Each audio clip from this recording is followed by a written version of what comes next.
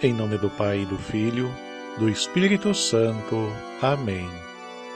Queridos irmãos e irmãs, hoje a Igreja celebra a memória de São Leandro.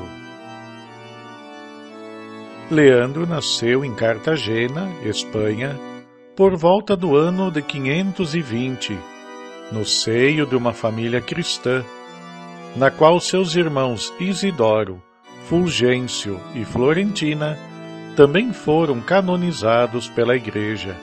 Desde jovem, Leandro foi um homem dotado de grandes qualidades.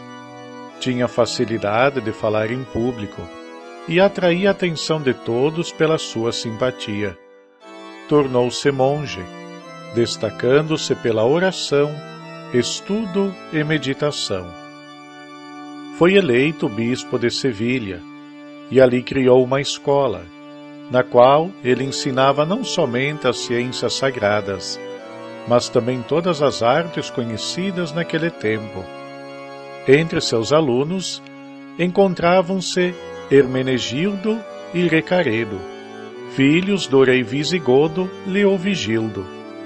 Ali começou o processo de conversão do jovem Hermenegildo, que abandonou o arianismo. Com isso, o bispo Leandro precisou enfrentar os poderosos governantes que buscavam destruí-lo, pois, com a conversão do filho primogênito do rei, significava que num futuro muito próximo, todo o reino se converteria, incluindo muitos pagãos, o que deixava os hereges arianos furiosos, razão para quererem matá-lo. A história nos conta que ele escapou da morte muitas vezes, graças à providência divina. Mesmo não conseguindo matar Leandro, os hereges começaram a pressionar violentamente o rei, a ponto dele condenar o próprio filho à morte. Hermenegildo foi martirizado sem piedade. Leandro precisou exilar-se, por causa da perseguição que o rei também começou a fazê-lo. O jovem aproveitou para escrever livros contra o arianismo, provando que Jesus Cristo é Deus verdadeiro e que os hereges estavam equivocados. Quando melhorou a situação, Leandro voltou para Sevilha.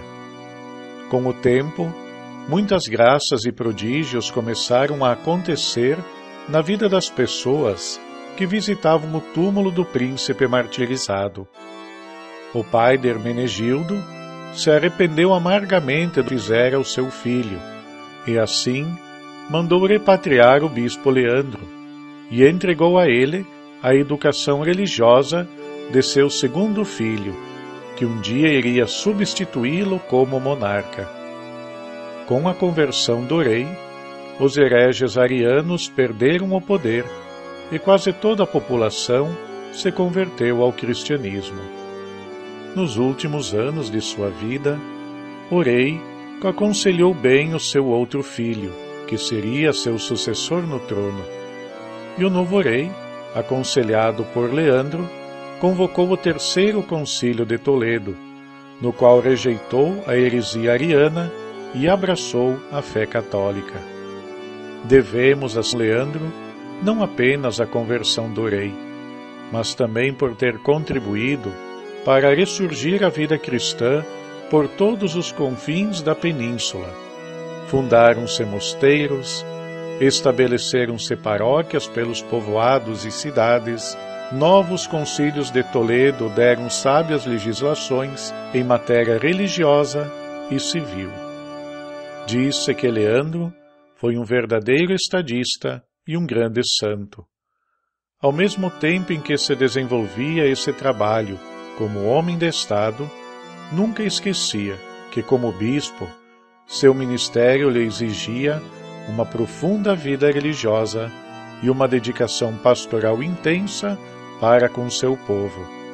Pregava sermões, escrevia tratados teológicos, dedicava longos momentos à oração, à penitência e ao jejum. Leandro morreu em Sevilha no ano 600, com aproximadamente 80 anos de idade.